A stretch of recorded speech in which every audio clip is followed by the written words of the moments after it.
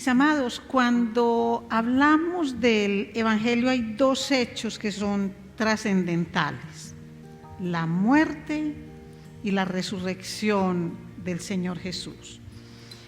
Pero en medio de estos dos acontecimientos trascendentales hay uno que no podemos dejar así pasar por alto, como ignorarlo, y tiene que ver con la sepultura del Señor Jesús.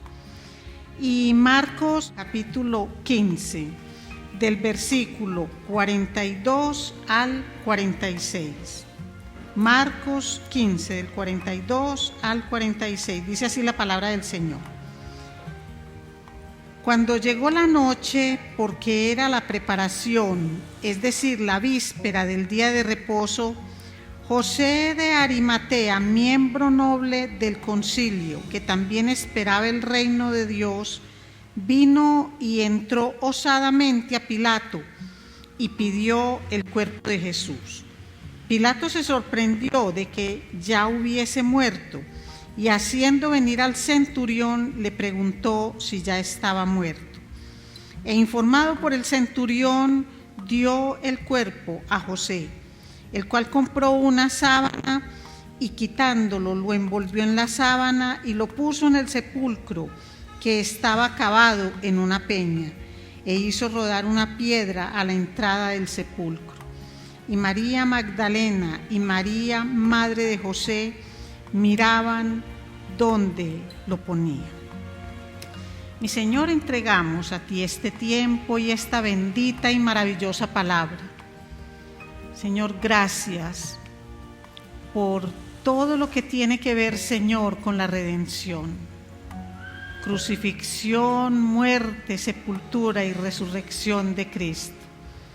Que lo podamos entender y que evidenciemos ese entendimiento con amor, con reverencia, con sujeción a Cristo y a su palabra, y con una transformación evidente en nuestras vidas.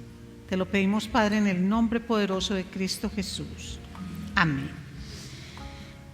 Miren, mis amados, desde el mismo huerto del Edén, Dios empezó a hablar de lo que iba a pasar con Cristo, y empezó a hablar de la redención.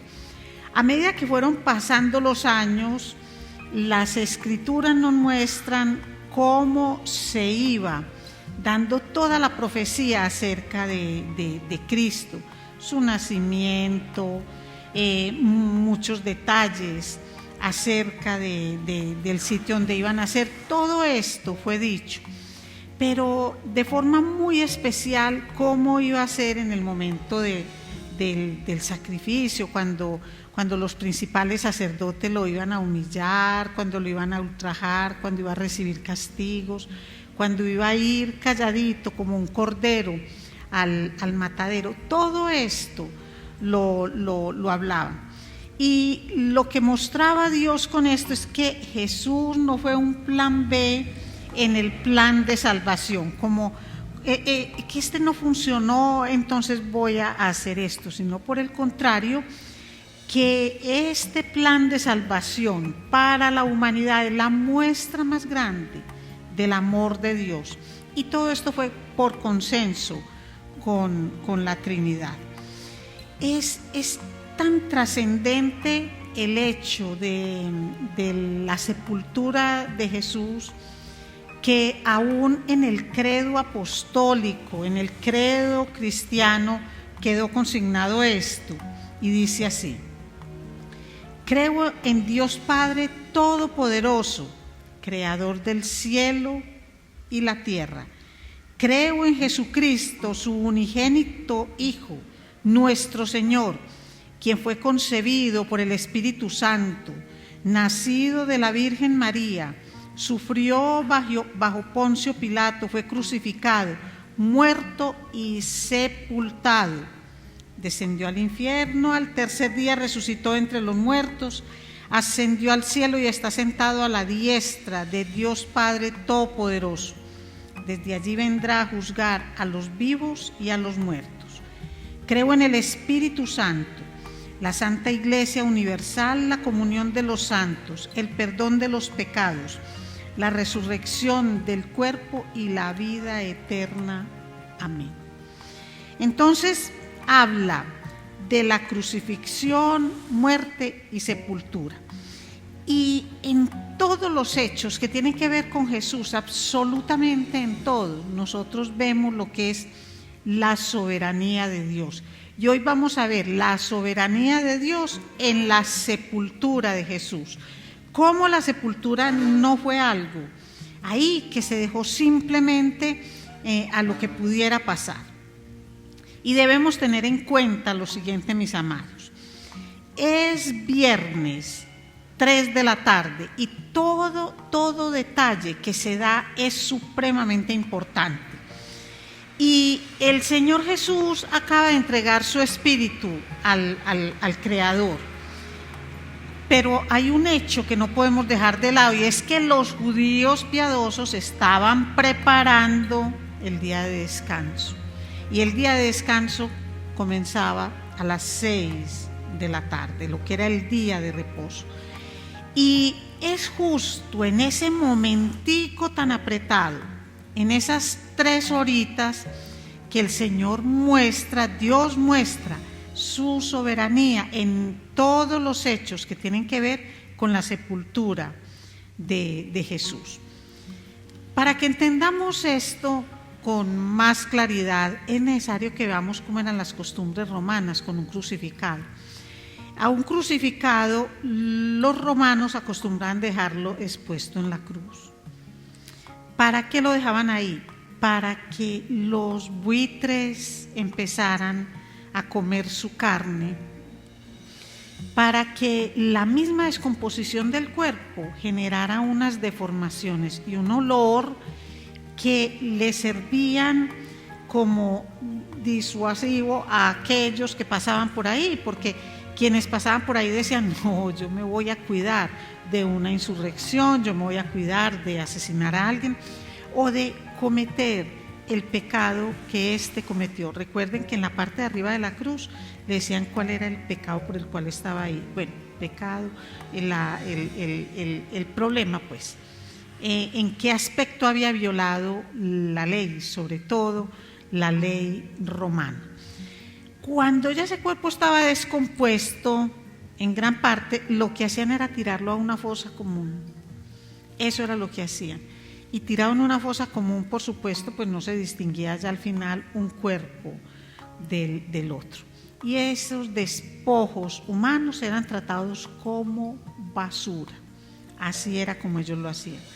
Y la verdad es que casi nadie reclamaba el cuerpo de un crucificado, porque reclamar el cuerpo de un crucificado, cuando generalmente eso era por sedición, tendrían que contestar muchas cosas, cómplices, porque lo reclama, ¿acaso usted está de acuerdo con él? También le tendremos que aplicar la ley. Entonces, así tuvieran mucho dolor, no reclamaban el cuerpo del crucificado. Los judíos tenían una costumbre diferente, miren. Los judíos cumplían con lo que dice Deuteronomio 21, desde el versículo 22. Si alguno hubiere cometido algún crimen digno de muerte y lo hiciereis morir y lo colgareis en un madero, no dejaréis que su cuerpo pase la noche sobre el madero. Sin falta lo enterrarás el mismo día, porque maldito por Dios es el colgado, y no contaminarás tu tierra que Jehová tu Dios te da por heredad. Pero ¿en manos de quién estaba el cuerpo del Señor Jesús? En manos de los soldados romanos. Ahí estaba el cuerpo del Señor Jesús. Ellos no solo lo colgaron, sino que también lo custodiaban. Entonces, lo más normal en este caso es que hicieran según la costumbre romana. ¿Por qué según la costumbre romana? Porque habían muchos judíos que conocían la ley, conocían el Deuteronomio. Habían muchos judíos que simpatizaban con Jesús o que de verdad creían en la causa de Jesús, pero ellos no podían hacer valer sus derechos, no tenían forma de llegar ante Pilato, que era el que podía tomar esa decisión, no podían hacerlo.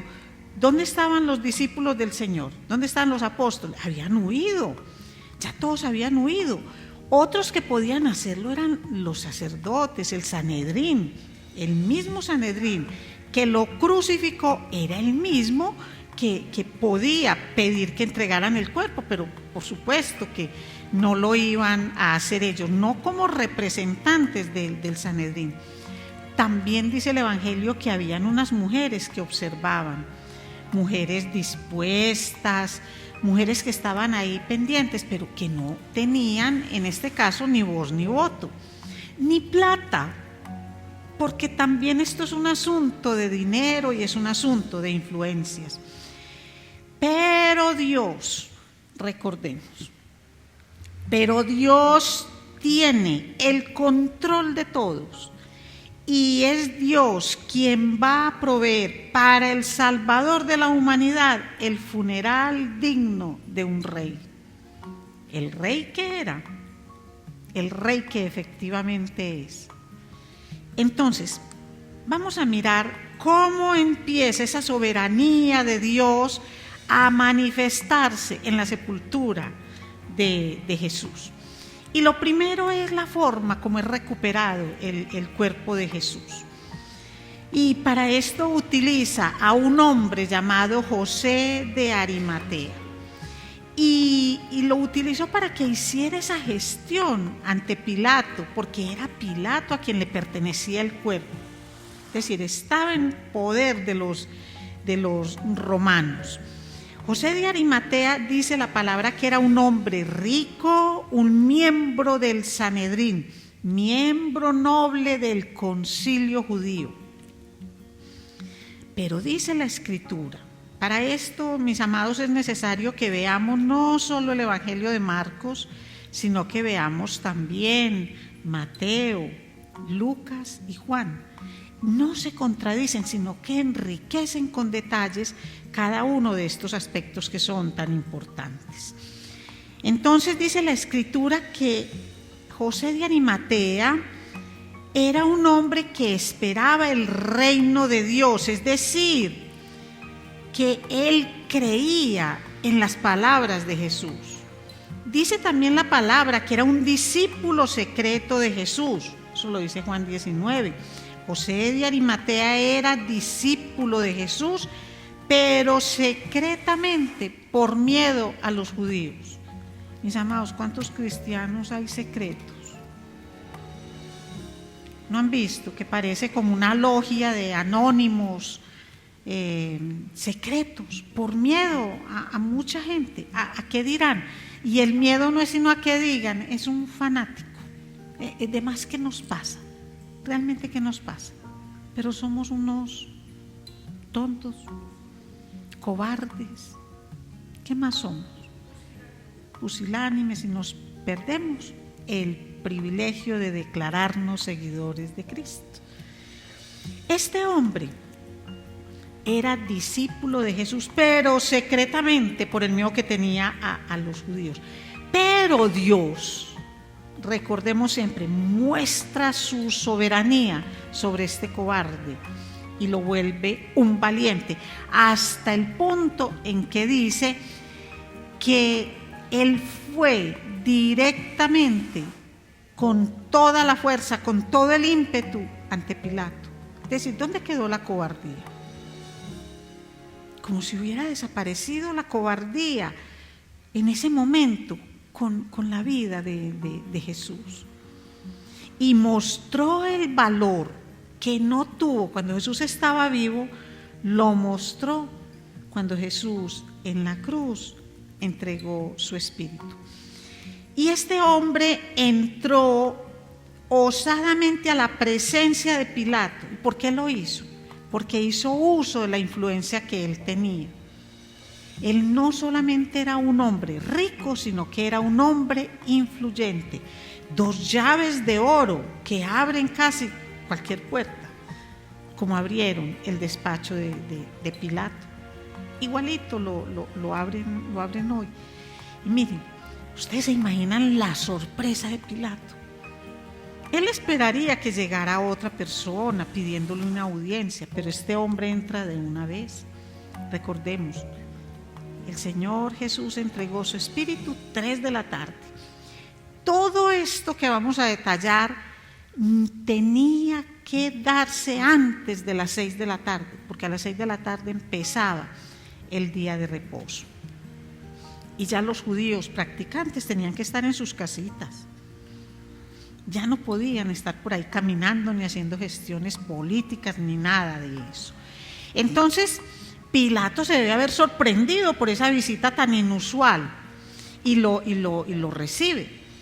Cuando José de Arimatea le pide el cuerpo de Jesús, pues lo segundo que sorprende a Pilato es que haya muerto Jesús tan pronto, porque siempre demoraba entre 2 días, 3 o más, según la resistencia de la persona, pero Jesús entregó su espíritu. Lo que hizo Pilato fue confirmar la muerte de Jesús, no solamente creyéndole a quien iba a reclamar el cuerpo, por más que tuviera dinero e influencia, por más que fuera del Sanedrín mismo que mandó matar a Jesús, sino que hizo traer a su hombre de confianza para que él le certificara la muerte de Jesús. Entonces ese es un aspecto en el que vemos la soberanía de Jesús, de Dios, en el sepelio, en la sepultura de Jesús. Ahora miremos cómo Dios le provee un cortejo fúnebre. Hasta aquí nosotros hemos hablado de José de Arimatea, pero Marcos también nos habla de María Magdalena y de María, la madre de José, que miraban en dónde depositaban el cuerpo de Jesús. Pero aparece otro miembro influyente del Sanedrín y lo relata Juan 19, desde el versículo 39. También Nicodemo, el que antes había visitado a Jesús de noche, vino trayendo un compuesto de mirra y aloes, como 100 libras. Tomaron pues el cuerpo de Jesús y lo envolvieron en lienzos con especias aromáticas, según es costumbre sepultar entre los judíos. 2 miembros del Sanedrín, 2 miedosos. El uno fue y lo visitó de noche, también era un discípulo de Jesús, pero le tenía miedo al Sanedrín. 2 varones notables, 2 hombres con mucha influencia y muy respetados por todo el pueblo. Ellos tenían honra, aún entre esos judíos que crucificaron a Jesús, a pesar de saber que José de Arimatea se opuso abiertamente a decisiones del Sanedrín, pero tenía el respeto de todos ellos. Y miren que de esa forma se cumplió otra profecía del Señor. En Isaías 53, 9 dice: y se dispuso con los impíos su sepultura, mas con los ricos fue en su muerte. Mientras él estaba entre los 2 ladrones, ¿cómo iba a ser la sepultura de Jesús?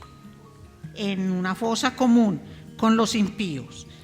Pero Dios, que es soberano en la vida de Jesús desde el nacimiento hasta la sepultura, dispuso que fuera con los ricos en su muerte.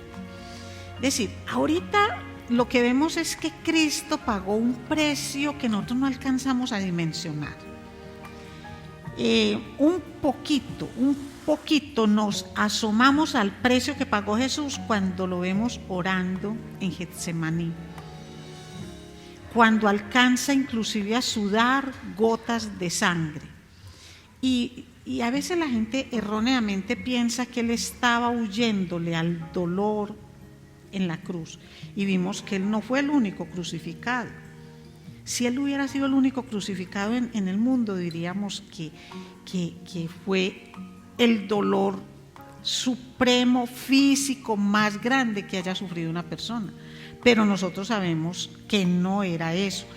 Él sufría por los millones y millones de infiernos que sabía que en la cruz iba a pagar por todos los que creemos en Él.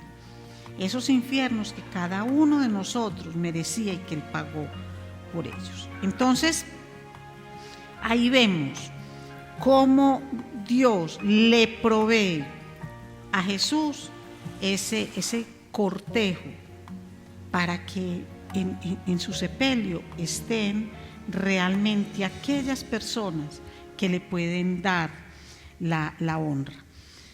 Y también el Señor dispone de homenajes que le hacen a Jesús en su sepultura. Y miren esto, no fue solamente la presencia de estos dos notables, sino que tuvieron lino fino.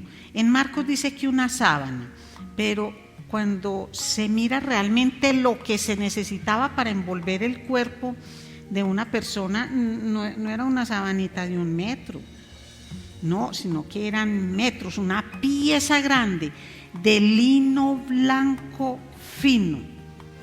Un lino que no podría comprar una persona muy pobre, que tenía que ser alguien como él. También lo que llevó, lo que llevaron, que fue compuesto de mirra y aloes, es decir, Nicodemo, un hombre también muy rico, y tenía todo esto. Ahora uno se pregunta, en esto está la mano de Dios, porque es que ninguna de esas cosas las va a conseguir uno en un momentico. Eso no lo van a conseguir en esas 3 horas entre las 3 de la tarde y las 6. Bueno, y las 6 no, y por ahí las 4 de la tarde para poderlo arreglar y hacer lo que tuvieron que hacer con el cuerpo. Y miren otra cosa que fue providencial, la tumba. Mateo 27:60 dice, lo puso en su sepulcro nuevo que había labrado en la peña, y después de hacer rodar una gran piedra a la entrada del sepulcro, se fue. Es decir, era una tumba que quedaba en un huerto muy cercano al sitio donde el Señor fue crucificado. Y tenía que ser así, donde la tumba quedara lejos del sitio de la crucifixión y tuvieran que desplazar al Señor Jesús. Entonces, aquellos contradictores de la resurrección, aquellos enemigos de la resurrección dirían, no, lo que pasa es que él estaba desmayado, en el camino se recuperó, él realmente no murió, eso fue muy rápido. No. Ahora, se cumplía que fuera una tumba nueva, y esa tumba nueva es importante, porque había en ese tiempo gente muy supersticiosa, y si ahí hubieran enterrado antes a otra persona o estuvieran los restos de alguno más, al resucitar Jesús le atribuían el milagro al difunto, que no fue capaz de levantarse él, pero que sus huesos sí levantaron a otro. Miren, si nosotros observamos estos 3 detalles, el lienzo, el compuesto con mirra y aloe, todas esas sustancias con las cuales impregnaron el cuerpo de Jesús, la tumba, todo eso requiere tiempo, absolutamente todo eso requiere tiempo. Y estos 2 hombres, José de Arimatea y Nicodemo, tenían un afán impresionante. Eso tenía que ser, pero contrarreloj. Ellos no podían esperar, no podían dejar al Señor colgado en la cruz, pero no podían pasar por alto el cumplimiento del día de reposo.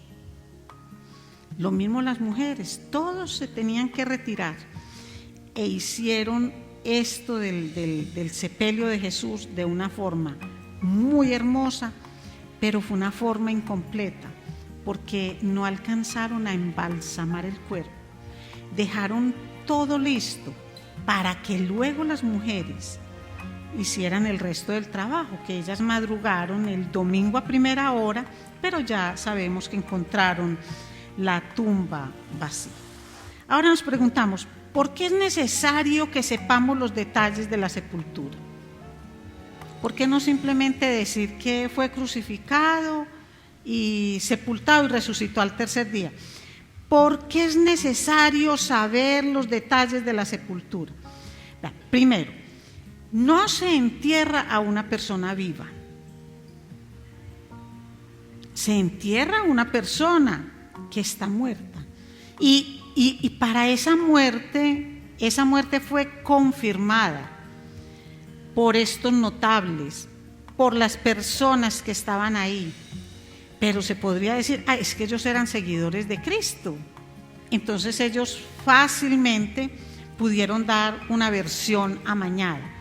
Pues resulta que el centurión también dio su versión.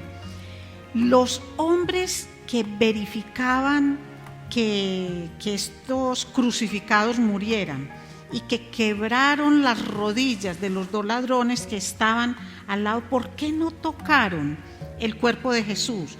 Porque ya habían confirmado que estaba muerto cuando fue traspasado su costado con una lanza. Entonces, en todo eso estaban los testigos de su muerte, y también hay testigos sobre lo que fue su sepultura.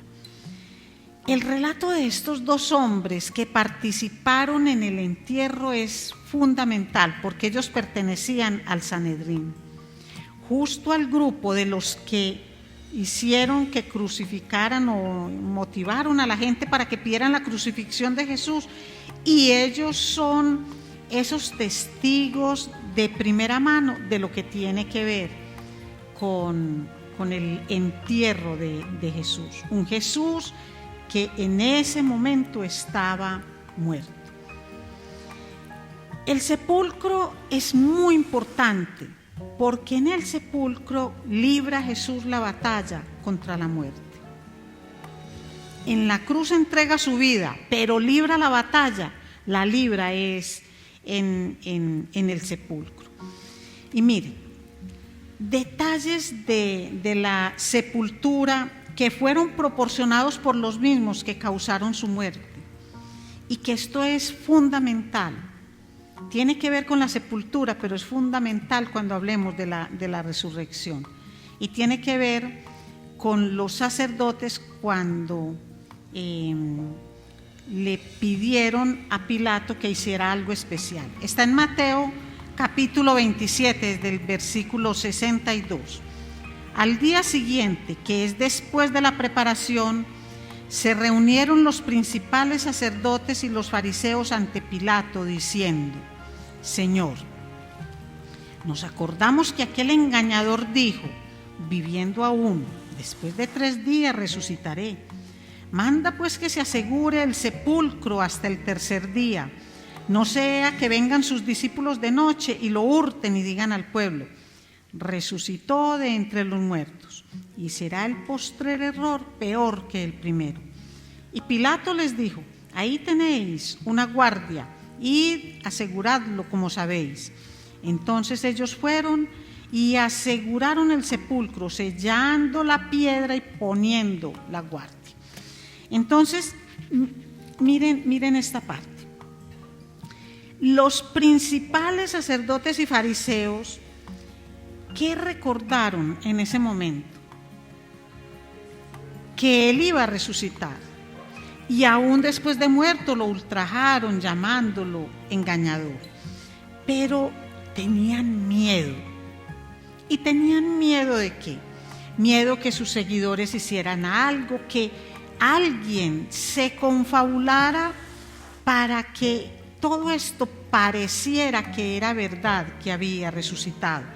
Entonces pusieron un sello sobre la piedra que José de Arimatea hizo correr, y era una piedra que las mujeres no hubieran podido correrla. Se necesitaba mucha fuerza para poder correr esa piedra.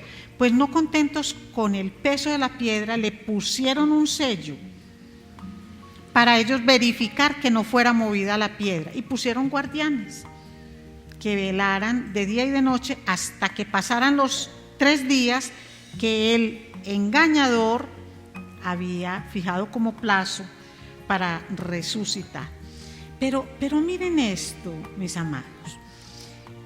No se acordaron de todas las escrituras que hablaban de Jesús desde el nacimiento, su vida, cómo iba a ser su muerte. Ninguna palabra de esas recordaron. Por eso pidieron que se crucificara. Por eso lo perseguían. No tuvieron ningún recuerdo de lo que eran las escrituras hablando de Jesús como el Mesías. Pero sí recordaron las palabras que él dijo con respecto a la resurrección y tuvieron más miedo de él muerto que cuando estaba vivo. Por eso se tenían que asegurar. Entonces, es lo que uno llama una memoria selectiva. Recordaron lo que querían recordar. Recordaron aquello que en ese momento les convenía para evitar que pudiera suceder. Y recordaron cosas que les servían para que su maldad sobre el mismo Jesús, aún después de muerto, se pudiera continuar. Así que hacen poner un sello en la tumba y una guardia adicional para custodiar el lugar. Y con esto decían, este cuerpo de aquí no lo mueve nadie. Nadie puede sacar esto, nadie puede venir a hacer nada. Pero Dios, volvemos al poder de Dios, es decir, Dios utilizó las mismas precauciones que ellos tomaron para mostrar la grandeza de la resurrección, como vamos a ver el miércoles siguiente. Eso fue lo que Él hizo. Es decir, Jesús no podía ser contenido por ningún sello, por ninguna tumba. El Salvador de la humanidad no podía quedarse ahí. Y eso es lo que Dios mismo demuestra. Dios le dio valor a estos hombres cobardes. Y eso tiene para nosotros enseñanzas muy grandes. Ahora les decía que hay mucha gente que admira a Jesús, pero le teme a sus amigos. Entonces es una admiración en secreto. Y uno lo que tiene que hacer es temerle al que realmente le tiene que temer, que es Dios mismo, y permitir que el Señor a uno lo utilice. Estos hombres escondieron la admiración que tenían de Jesús cuando Él estaba vivo, pero al momento de morir fueron los primeros que levantaron la mano y fueron aquellos que mostraron que eran seguidores de Cristo. Qué pesar que tenga que ser ya después de haber pasado esto, que levanten la mano y que digan: aquí está el que cree en Cristo, aquí está el que cree en el crucificado, porque hasta ese momento todavía no había resucitado. Entonces aquí vemos nosotros la importancia del sepulcro. ¿Por qué se le da énfasis a eso? Es más, en todos los evangelios se separa. Está la crucifixión, dejan ese espacio para la sepultura, para luego abrir la puerta de la resurrección. Y nosotros hoy tenemos toda la revelación. Para ellos, estaban ellos viviendo el proceso. Nosotros todo lo conocemos. Entonces, ¿qué es lo que a nosotros nos impide hablar de un evangelio que es completo? ¿Qué es lo que a nosotros nos impide darle a conocer al resto de la gente quién es Jesús? ¿Cuál fue la obra en la cruz? ¿Hasta dónde llegó el compromiso de Dios mismo con una humanidad que desde el principio le dio la espalda y a la cual amó de tal forma que entregó a su Hijo para que con sangre y dolor muriera en esa cruz? Pero que Dios mostró su poder soberano aún sobre un detalle como la sepultura de Jesús. Porque cuando querían tratarlo como basura, cuando querían tirarlo a una fosa o dejar que algo horrible le pasara en esa cruz, Dios cambió las cosas e hizo uso de su soberanía para darle al Rey de Reyes y Señor de Señores una sepultura como Él la merecía. Y Señor, gracias. Gracias por tu palabra y por la manera tan especial, Señor, como nos haces ver de forma majestuosa aún algo tan triste, Señor, como la sepultura de Jesús. Gracias, Padre, por todos estos preparativos, porque todos son importantes, Señor, porque todos van a ser resaltados, Señor, en el momento de la resurrección. Señor, gracias. Gracias por contarnos de una manera tan especial, Señor, tu muerte en la cruz para perdón de pecados. Y la manera, Señor, como relatas la sepultura y cómo nos muestra, Señor, que ninguna tumba es capaz de retenerte, porque tú venciste, Señor, a la muerte. Y porque de una tumba, Señor, pasaste al trono de la gloria en el cielo, el lugar de siempre, el tuyo, el que te corresponde. Gracias, Señor, porque en tu sepultura incluyes el testimonio de estos hombres que mientras estabas vivo, Señor, sintieron miedo de la gente, pero que no pudieron resistir la comprensión de ver cómo eras el Mesías prometido al que habían llevado a la cruz. Y fueron los primeros en dar un paso al frente y llamarse discípulos del Cristo crucificado. Gracias infinitas te damos, mi Señor, porque nos explicas la palabra paso por paso, para que entendamos cada día más el fundamento de nuestra fe. No para que nos quedemos, Señor, con un conocimiento más, sino para que conozcamos más a Dios, para que tengamos más cercanía con Él y podamos llevar este conocimiento de Dios a otras personas. Gracias infinitas te damos, mi Señor, por tu palabra. Amén.